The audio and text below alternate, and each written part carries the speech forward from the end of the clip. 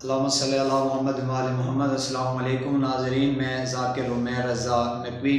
دیکھیں، خداوند متعال نے انسان کو ہر نعمت سے نوازا ہے، حتیٰ کہ اللہ تعالیٰ نے انسان کی زندگی گزارنے کے لیے جو اصول بتائے ہیں وہ نبی اکرم صلی اللہ علیہ وسلم نے ہمیں بحکم خدا بتائے ہیں۔ مالک اللہ کہتا ہے کہ میری عبادت میرا بندہ تو کر، لیکن اس کی بھی مالک کہتا ہے کہ میں تجھے لمٹ دیتا ہوں کہ ایک لمٹ طے کر لے میری عبادت کے لیے۔ رسول کے زمانے میں ایک شخص تھا، اس کے دو بیٹے تھے، ایک کا نام عبداللہ تھا اور ایک کا نام محمد تھا۔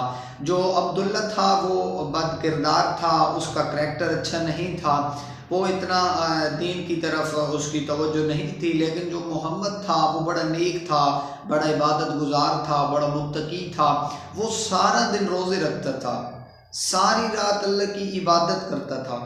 ایک دن رسول خدا سے اس کی ملاقات ہوئی تو رسول اکرم صلی اللہ علیہ وآلہ وسلم نے فرمایا کہ محمد، میں نے سنا ہے کہ تو پورے دن روزے رکھتا ہے اور رات کو اللہ کی عبادت کرتا ہے، کیا یہ سچ ہے؟ اس نے کہا جی ہاں اللہ کے رسول، بالکل ایسی بات ہے۔ بات اگلی جو ہے قابل غور ہے، سماعت فرمائیے گا۔ حضرت نے فرمایا لیکن میں ایسا نہیں کرتا، مجھے یہ بات پسند نہیں ہے اور نہ ہی یہ بات درست ہے۔ رسول خدا نے فرمایا کہ انسان کو اعتدال پسند ہونا چاہیے، نہ زیادہ روی کرے اور نہ ہی کم۔ عبادت خدا بھی کرے لیکن دنیا کے کام جو اس کے ذمہ ہیں انہیں بھی سر انجام دے۔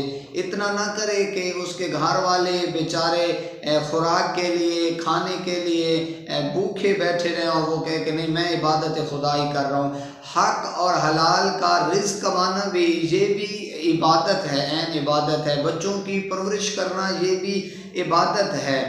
رسول نے فرمایا کہ اگر انسان چاہتا ہے کہ میں متقی اور اللہ کی بارگاہ میں سرخرو ہوں تو اسے چاہیے کہ وہ خدا کی عبادت بھی کرے اور اپنی زندگی میں اس کی اولاد، والدین، باپ، بہن، بھائی، رشتہ داروں کے جو حقوق ہیں وہ ان کا بھی خیال کرے۔ میں دعا گو ہوں خداوند متعال آپ سب کو سلامت رکھے۔ والسلام۔